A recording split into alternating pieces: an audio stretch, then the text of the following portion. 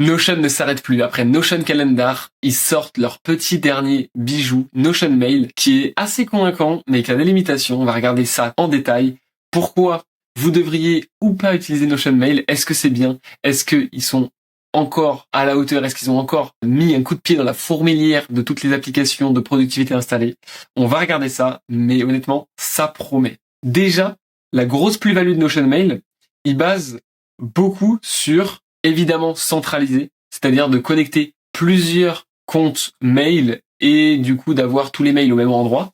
Mais ça, on peut dire, les applications desktop de mail à l'heure actuelle font déjà ça. Mais de ce que j'ai essayé, c'est beaucoup lié à l'IA. C'est-à-dire qu'ils veulent vraiment faire en sorte que l'IA elle soit pleinement intégrée dans la gestion des mails et pas pour générer une réponse ou autre, mais vraiment pour auto-labeller, je sais pas si ça se dit, mais en gros mettre automatiquement des labels et des petites touches d'IA justement par-ci par-là. Ils ont quand même gardé leur grand principe qui est le système de vue. On va regarder tout ça en détail. On a une petite vidéo de présentation qui, du coup, justement, montre les vues et tout ça. Mais honnêtement, je vais vous faire un petit exemple et on va en profiter pour voir évidemment les points faibles parce que je ne pense pas que Notion soit prêt.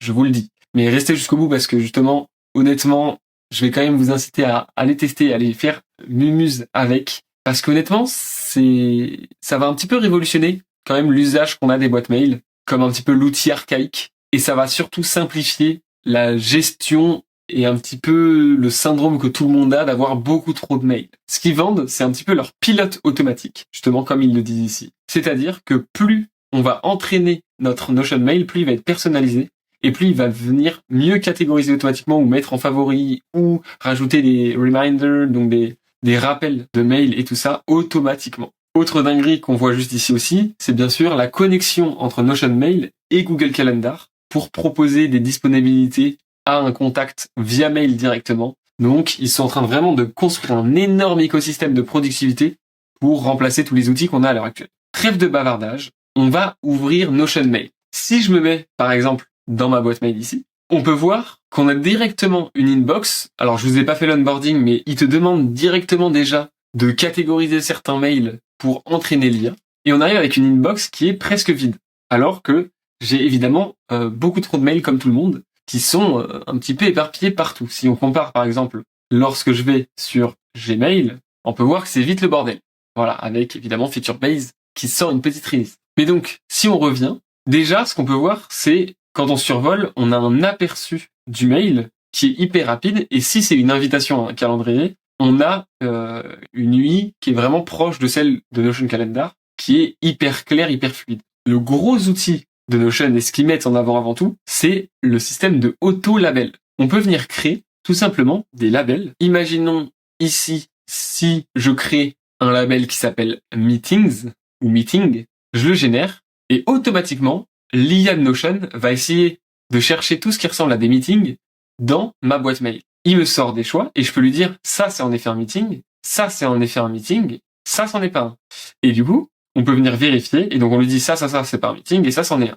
Et donc l'avantage de ça, c'est que la prochaine fois, quand je reçois un mail qui ressemble à un autre, automatiquement, Notion Mail va venir m'appliquer ce label. Donc on peut se dire oui c'est cool, ça catégorise automatiquement, voilà. Mais c'est pas ça le plus important. Ce qui est super cool, c'est qu'au final, on va pouvoir venir créer des vues en fonction des labels. Et donc, c'est là où on rejoint un petit peu le paradigme de Notion, c'est-à-dire que je peux venir faire des filtres très avancés. Si par exemple, ce que j'ai créé, c'est tous mes mails non lus. Je veux donc ici filtrer mes mails en unread, ce que j'ai mis ici. Donc là, voilà, je viens de reset, je rajoute le filtre unread. Je veux évidemment qu'ils ne me contiennent pas les mails qui sont à la poubelle, et les mails sent ne servent à rien non plus, étant donné qu'ils sont déjà lus. Je vais sauvegarder ce filtre et je peux rajouter évidemment plein de filtres. Donc si c'est tel label, si c'est telle ou telle personne qui m'a envoyé le mail ou autre, ou si c'est justement un calendar event. D'ailleurs, dans Meeting, c'est peut-être un peu con parce que j'ai fait Meeting alors qu'en fait, s'il y a écrit calendar event, automatiquement, il devrait le catégoriser là-dedans. Donc j'aurais pu faire une vue calendar event plutôt que de faire une vue Meeting. Enfin, en tout cas, vous avez l'idée. Et donc maintenant que j'ai ça, j'ai ma vue unread avec tous mes mails non lus. Donc ça, c'est un petit peu le cas simple. Après, je peux faire aussi une vue, du coup c'est ce que j'ai fait ici, tous les mails qui n'ont pas de label. L'avantage de ça, c'est qu'imaginons, je reçois ça, Et là, du coup, il n'y a pas de label, donc je vais vouloir en rajouter un parmi tous ceux qui sont créés. Et donc là, si par exemple je vais écrire perso, personal, pourquoi je fais ça? C'est que du coup, si ensuite je refresh, bah normalement le personal, il ne devrait plus apparaître. Bon, il apparaît. Je sans doute mal configuré les choses, et c'est là où j'en viens justement à Notion, c'est que pour l'instant, c'est pas très stable. Ce qui m'embête, c'est qu'à l'heure actuelle, Notion Mail, bah, c'est un petit défaut, c'est que c'est buggé. Un petit peu partout, c'est mal actualisé, il y a des petits problèmes. Donc certes, ils sont en bêta, en accès anticipé, mais quand même, j'ai envie de vous dire. Voilà, là, le newsletter, vous voyez, c'est parti directement. Mais pour autant, celui qui a ce label-là est toujours là. Donc voilà, des choses à faire. Autre chose qui est très très bien, c'est que typiquement, si je reçois un mail et je me dis, ah, je vais pas le lire maintenant, je vais le remettre à plus tard. Et ben, on peut mettre un reminder qui est, du coup, lié au calendrier. Donc, je viens juste sélectionner une date, par exemple, et je viens dire, demain, tu me fais un petit rappel, justement, de ce mail-là. Et donc, demain, je recevrai à nouveau ce mail, comme un nouveau mail, normalement, ou à minima. Ici, voilà, par exemple, l'URSSAF, que je dois déclarer, et ben, il va me renvoyer soit une alerte, soit un mail, je sais pas encore exactement comment ça va se passer, pour me dire, justement, ce mail-là. Et vous voyez, c'est en 2 clics, c'est assez minimaliste, c'est assez simple à prendre en main, mais j'en viens quand même à un autre point, c'est que c'est presque trop simple. À l'heure actuelle, je trouve qu'il manque en fait alors c'est étonnant, hein, mais je trouve que Notion Mail manque d'une UI un petit peu plus avancée, un petit peu plus poussée. Je trouve que justement, en voulant faire quelque chose de trop épuré, ben on se perd un petit peu. Quand j'ai pris l'application en main, et j'ai hâte d'avoir vos retours là-dessus, ben j'ai eu un petit peu du mal à savoir quel était l'avantage, quelle était la proposition de valeur, pourquoi Notion Mail est mieux qu'une application de mail classique. Et c'est seulement en creusant où j'ai trouvé plein d'avantages. Notamment, le fait de pouvoir gérer, donc, comme je l'ai dit, les filtres. Mais vous voyez, quand je survole un mail, on a des options. Ici, j'ai soit archivé, soit delete, soit mark up unread, et plein de choses comme ça. Et ben ça, on va pouvoir le personnaliser selon les vues. Donc je sais pas si ça vous parle, mais voilà, unsubscribe, typiquement. Si je fais un tag newsletter, bah je vais mettre le bouton unsubscribe dans ma vue newsletter. Donc ce qu'on va faire, c'est aller dans ma vue avec les catégories. Alors là, je l'ai pas encore. Donc je vais créer une vue plutôt avec comme label newsletter. Et du coup, dans mes paramètres, je vais mettre ici unsubscribe. Et vous voyez, ici, j'ai bien le bouton unsubscribe, qui d'ailleurs, je veux qu'il se mette au tout début. Donc je vais placer unsubscribe. Le archive, celui-là, je peux l'enlever parce que je vais pas l'utiliser. Trash classique, read unread, bien entendu. Any label, remind. Très bien. Et donc maintenant, j'ai ma vue avec mes newsletters que je vais pouvoir du coup renommer évidemment en newsletter. Notion ne serait pas Notion sans les petits emojis. Et je viens mettre mon petit newsletter ici dans la couleur de mon choix qui est celle-là. Ça, c'est vraiment le plus important à savoir. Et évidemment, on n'oublie pas que Notion se fait connaître grâce aux templates. Et ben ils ont reproduit leur succès des templates dans Notion Calendar. Et donc on peut voir qu'on a directement un système de support avec des tags comme pending, resolved, etc. Qu'on peut ajouter. Et vous voyez, directement, il y a différents snippets de code, c'est-à-dire que on va pouvoir écrire. Et ça, c'est un autre banger dans Notion, c'est-à-dire que je peux venir ajouter ça, ajouter la vue. Et là, si je prends Team Supabase par exemple et que je réponds, donc pour répondre, il faut aller tout en bas du mail. Et là, j'en reviens au problème d'UI de Notion. C'est-à-dire que ça, Notion, c'est des choses qui, j'espère, vont évoluer, mais j'ai aucun doute sur le fait que ça va évoluer. Vous voyez, le reply, il est tout en bas du mail, et j'ai pas l'impression de le trouver ailleurs, ou de manière, en tout cas, difficile.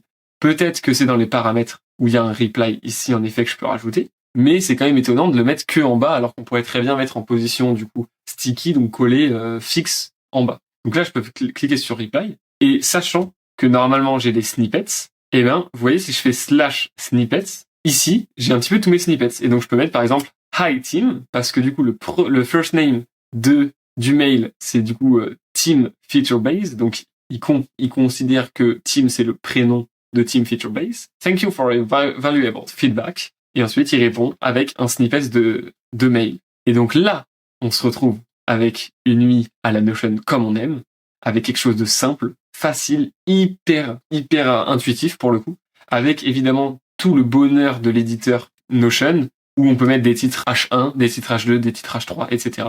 Donc là-dessus, c'est juste un banger absolu. On a évidemment l'IA Notion pour améliorer le writing. Donc là-dessus aussi, ça je l'utilise beaucoup dans Notion, je pense que je vais beaucoup l'utiliser dans les mails aussi. Et enfin, on peut facilement personnaliser un mail et le rendre un petit peu plus esthétique en gardant toujours évidemment ce qui marche et ce qui est indispensable au mail, donc le CC, les BCC, etc. Autre feature, et je l'évoquais tout à l'heure, c'est que l'intégration à Notion Calendar, elle est hyper bien faite. Vous voyez ici, on a Insert Availability. Donc on peut venir, imaginons, on reçoit un mail, êtes-vous disponible demain ou dans la semaine? Et ben tu peux directement répondre au mail en disant, j'ai ça de dispo, j'envoie en Google Meet, on va dire que c'est une petite réunion de 20 minutes, et automatiquement on a Schedule Here, la personne va recevoir un lien qui contient ceci, avec du coup les différentes possibilités, les différents créneaux qui ont été sélectionnés. Voilà, un petit peu la puissance de Notion Mail. Dans la globalité, c'est hyper puissant. Et c'est là où justement je mets un petit point d'amélioration à Notion Mail, c'est que pour moi, c'est pas encore prêt. C'est-à-dire qu'il manque encore 3 à 4 mois d'affinage, d'amélioration UI. Et c'est pour ça que je pense que c'est très smart de leur part. Ils se sont mis en bêta. Ils vont avoir plusieurs retours justement pour améliorer un petit peu leur interface. En tout cas, ce qui est sûr, c'est que ça promet. Ça manque un petit peu d'intuitivité. Ça manque un petit peu de certaines fonctionnalités clés. On n'a pas tout exploré, mais évidemment, comme vous voyez, on peut rajouter avec leur template un status.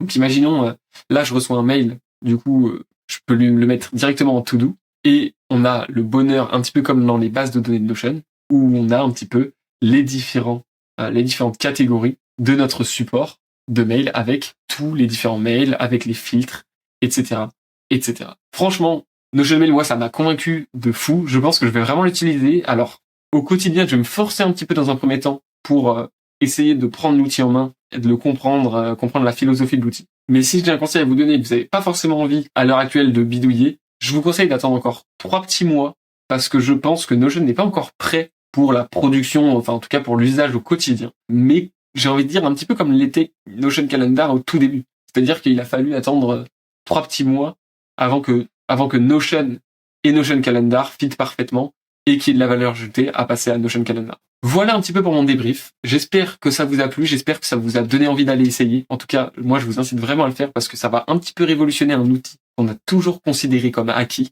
J'adore justement que Notion se lance sur des produits comme ça.